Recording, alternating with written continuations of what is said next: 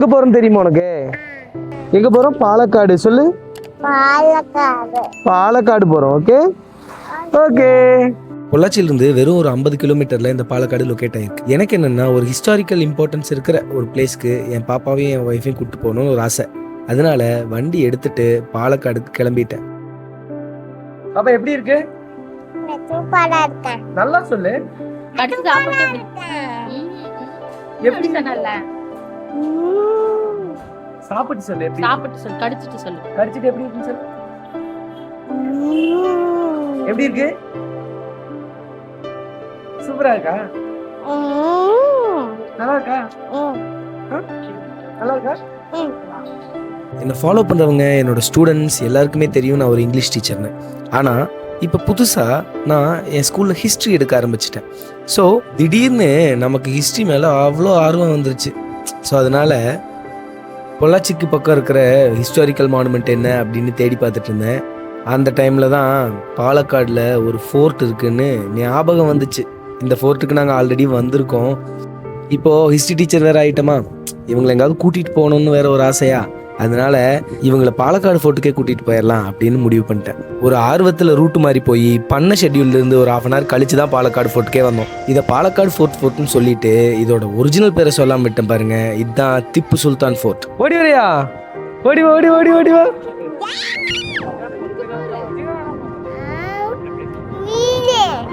என்ன இருக்கு? தண்ணிக்குள்ள மீன் இருக்கா? எது தண்ணியில போகல? அதெல்லாம் ரெஸ்ட் எடுக்குது. நீச்சல் அடிக்க முடியலன்னு ரெஸ்ட் எடுக்குது. அதெல்லாம் என்ன அதுக்கு பேரு? அதுக்கு பேர் என்ன? ஆமையா? என்ன கலர்ல இருக்குது?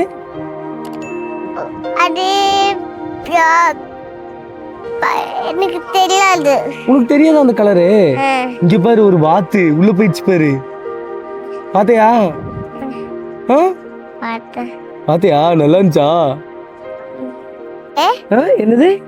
என்ன மாமா அங்க போகுது? அங்கயா? அங்கதான் அதுக்கு மம்மம் இருக்கான், அதனாலதான் அங்க போகுது. என்ன அதுக்கு மம்ம இல்ல? ஆமா, அதுதான் இருக்கு. ஆமா இல்ல, முதல்ல வந்து மம்மம் மம்மம் சாப்பிட்டு நம்மளை எல்லாம்.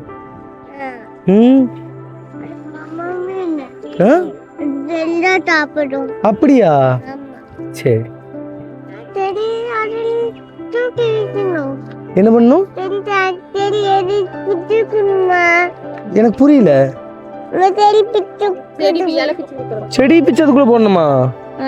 அப்படியெல்லாம் போடக்கூடாது. போடக்கூடாது, பேட் ஹேபிட். ஆமைக்கு சாப்பிட்றதுக்கு நீ போடுறியா? அச்சோ, அப்போ தப்பா நினைச்சிட்டேன்டா. எல்லா கோட்டை மாதிரியுமே இந்த கோட்டைக்கு வெளியிலையும் ஒரு மிகப்பெரிய அகழி இருக்கு. இந்த அகழியில வந்து ஒரு ஸ்பெஷாலிட்டி இருக்கான். அது என்னன்னா, எப்பவுமே இந்த அகழியில் இருக்கிற தண்ணி வந்து வத்தவே வத்தாதான். இந்த அகழியோட ஸ்பெஷாலிட்டி என்னன்னா, எவ்வளோ பெரிய குதிரை, ஒரு வெல் ட்ரெயின்டு ஹார்ஸ் வந்தாலும் இந்த அகழியை தாண்டி குதிக்க முடியாது அப்படிங்கிறது தான். இந்த வழியா போனோம்னா நம்ம வந்து என்னன்னா அங்க உள்ள திரும்பணும். ஆக்சுவலி வந்து பார்த்தேன்னா இப்படி உள்ள திரும்பணும் இல்லையா? ஏன் இந்த மாதிரி திரும்புகிற மாதிரி கன்ஸ்ட்ரக்ட் பண்ணியிருக்காங்க அப்படின்னா, இப்போ அந்த காலத்தில் அந்த கோட்டையெல்லாம் பார்த்துட்டிங்கன்னா நேராக இந்த கார்ட்டூன்லாம் பார்த்தேன்னா அந்த ஒரு கோட்டை இருக்கும். அந்த கோட்டையிலேருந்து நேராக டோர் இறங்கும், நேராக உள்ளே போகிற மாதிரி இருக்கும். ஆனால் இந்த கோட்டை வந்து என்ன இப்படி உள்ளே போய் இப்படி திரும்புகிற மாதிரி கன்ஸ்ட்ரக்ட் பண்ணியிருக்காங்க. அது ஏன் அப்படி கன்ஸ்ட்ரக்ட் பண்ணியிருக்காங்கன்னா, இப்போ இதே வந்து என்னென்னா ஒரு யானைப்படையோட ஒரு மன்னர் வராரு அப்படின்னா நேராக ஒரு யானை வந்து வேகமாக வந்து முட்டுச்சுன்னா கதவு இடிஞ்சிரும். இதே இப்படி போய் இப்படி திரும்புகிற மாதிரி ஸ்ட்ரக்சராக இருந்துச்சுன்னா யானை வந்து என்ன போய் அங்கே போய் திரும்புறதுக்கு இடம் இல்லாமல், ஸோ அதனால் வந்து என்ன அதை உடைக்கவே முடியாது. ஸோ அதனால தான் வந்து என்ன இப்படி ஒரு கன்ஸ்ட்ரக்ஷன்லேயே இதை கட்டியிருக்காங்க. இது வந்து ஒரு இந்தியன் ஆர்கிடெக்சரே கிடையாது, இது வந்து ஒரு ஃப்ரெஞ்ச் ஆர்கிடெக்சர். இதை நான் முன்னாடியே சொன்ன மாதிரி நீங்கள் பார்த்தீங்கன்னா உள்ளே வந்து என்ட்ரன்ஸ் வந்து என்ன ஒரு பா வடிவத்தில் இருக்கும். ஸோ இப்போ நம்ம வந்து உள்ளே திரும்பி மறுபடியும் திரும்பி அதுக்கப்புறம் தான் உள்ளே என்ட்ரன்ஸ் போகிற மாதிரி இருக்கும். ஸோ அப்போ தான் வந்து என்னென்னா இந்த மாதிரி யானைப்படைகள் குதிரைப்படைகள் இருந்தெல்லாம் தப்பிக்கலாம் அப்படின்னு நினச்சிருக்காங்க போல். ஸோ இதுதான் அந்த திப்பு சுல்தான் ஃபோர்ட்டோட என்ட்ரன்ஸ். ஸோ நம்ம இப்போ இந்த என்ட்ரன்ஸ்குள்ளே போகிறோம். என்ட்ரன்ஸ்குள்ளே போன உடனே அங்கே ஒரு ஆஞ்சநேயர் கோயில் இருக்குது. எதுக்குடா ஆஞ்சநேயர் கோயில் திப்பு சுல்தான் ஃபோர்ட்டில் ஒரு கோயிலா அப்படின்னு நமக்கெல்லாம் தோணும். அது ஏன்னா இந்த கோட்டையை கட்டின ஹைதர் அலி, திப்பு சுல்தானோட அப்பா வந்து அவருக்காக இதை கட்டிக்கல, அவர் பையனுக்காகவும் இதை கட்டல. இதை கட்டினது ஒரு இந்து மதத்தை சேர்ந்த ஒரு ராஜாக்காக. என்ன மயில் அது? குப்பை குப்பையா முள்ளா? புள்ளி குப்பை. முள்ளு குப்பையா? அது எதுக்கும் காலில் பட்டுச்சு? நான் அதுல கால் விட்டு என்னது? எடுத்து விட்டுட்டேன். என்ன பண்ண? திட்டி விட்டு அடிச்சுக்கடா எடுத்து விட்டேன். சிக்கி விட்டுச்சா? அதனால தான் எடுத்து விட்டுருக்கியா? சரி சரி. அம்மா கையில் என்ன? நான் கையில அது என்னது? அது அங்க இருக்கு. அங்க இருக்கிறதா? சரி சரி. நான் எடுக்கிறேன். இப்போ வந்து பார்த்தேன்னா இந்த கோட்டைக்கு ஒரு ஹிஸ்ட்ரி இருக்கு.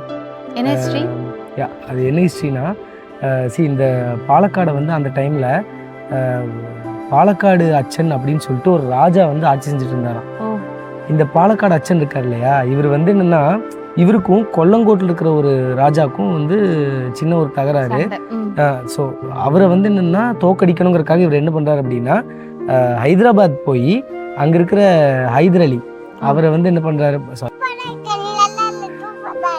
நீ நல்லா இல்லை சூப்பராக இருக்க. தேங்க்யூ. சரி, நம்ம வேகமாக கதைக்கு வருவோம். இந்த பாலக்காடு அச்சன் ஹைதர் அலி கிட்ட போய் உதவி கேட்குறாரு.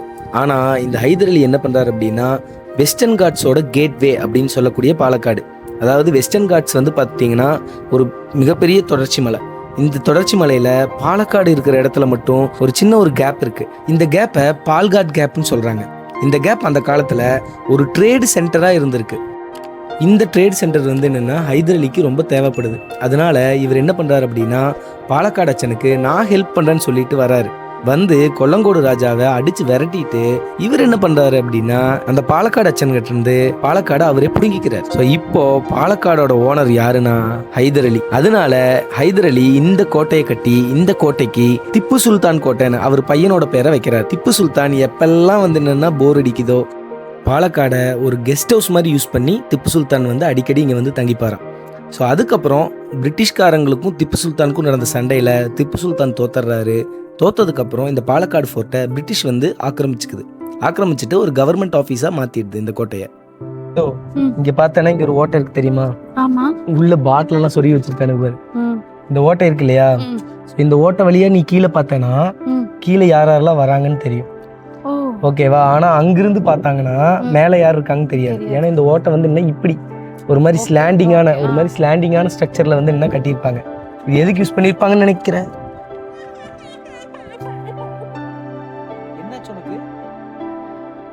என்ன பண்ண? விழுந்துட்டியா? எங்க வலிக்குது? எங்க எல்லாம் பட்டுச்சு? அங்கதான் பட்டுச்சா? வேற எங்க வலிக்குது? அங்க மட்டும்தான் வலிக்குதா? எப்படி விழுந்த பாப்பா? சரி, இப்ப அந்த ஓட்டை பார்த்தோம்ல, அது எதுக்குன்னு உனக்கு தெரியுமா? தெரியலையே. அது வந்து எதுக்குன்னா, மேல இருந்து பார்த்தா கீழே தெரியணும், கீழே இருந்து பார்த்தா மேல தெரியக்கூடாது. ஸோ இங்கிருந்து ரைஃபிள் வச்சு என்ன பண்ணுவாங்க அப்படின்னா, கீழே வர எனிமீஸ் எல்லாம் வந்து அட்டாக் பண்றதுக்காக தான் அந்த ஓட்டை. மோஸ்ட்லி எல்லாருக்குமே தெரியும், உனக்கு மட்டும்தான் தெரியல. சரி, இங்கிருந்து வரியா இப்போ நம்ம அந்த ஓட்டையை பார்த்தோமா, அது வந்து எவ்வளவு சிறுசா இருந்துச்சு. அந்த சின்ன ஓட்டை வந்து இப்ப பார்த்தேன்னா இது எவ்வளவு லென்த்தா இருக்குன்னு பாரு. இந்த இடம் பாத்தியா? இந்த செவரு பாத்தியா? இந்த செவரு எவ்வளவு லென்த்தா இருக்குன்னு கிட்டத்தட்ட ஒரு 6 அடி 5 அடி இருக்கும். ஓகேவா? இந்த 5 அடிக்கு அந்த ஓட்டை வந்து என்ன இன்க்ளைனா அப்படி கீழே இறங்கும். அதனாலதான் நம்ம ஆளுங்க குப்பையெல்லாம் போட்டு ஃபில் பண்ணி அடைச்சு வச்சிருக்கேன். இல்ல ஆக்சுவலி அது வந்து என்ன, ஏதாவது இலதலையெல்லாம் போய் அடைச்சிருக்கோம். அதுக்கு மேல நம்ம டெக்கரேஷன் மட்டும் தான் பண்ணி வச்சிருக்கோம். பார், இப்படிலாம் நம்ம பண்ணக்கூடாது. இந்த பில்டிங் வந்து இப்போது பாலக்காடு ஃபோர்ட்டுக்குள்ளே தான் இருக்குது. ஸோ இந்த பில்டிங் வந்து பார்த்துட்டிங்கன்னா ஒரு காலத்தில் சப்ஜெயிலாக இருந்துச்சு அப்படின்னு சொல்கிறாங்க. இதெல்லாம் இன்னும் கொஞ்சம் பெட்டராக பராமரித்தா பரவாயில்லன்னு தோணுது.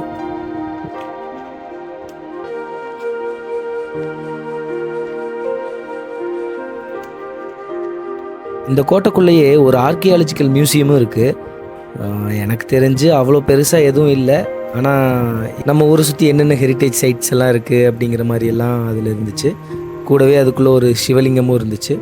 Okay, fine, that is also a nice thing. இந்த மாதிரி ஹெரிட்டேஜ் சைட்ஸ் எல்லாம் நம்ம கொஞ்சம் ப்ரொடெக்ட் பண்ணோங்க.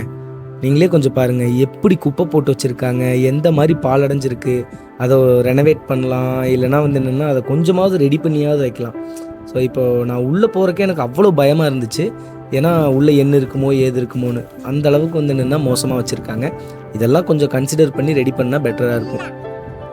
சரி, அப்படியே நாட்டுக்கு கொஞ்சம் நல்லது பண்ணிவிட்டு நாக்குக்கும் கொஞ்சம் நல்லது பண்ணிக்கலாம் அப்படின்னு சொல்லிட்டு பாலக்காட்லேயே ஃபேமஸான என்எம்ஆர் பிரியாணிக்கு வந்தோம்.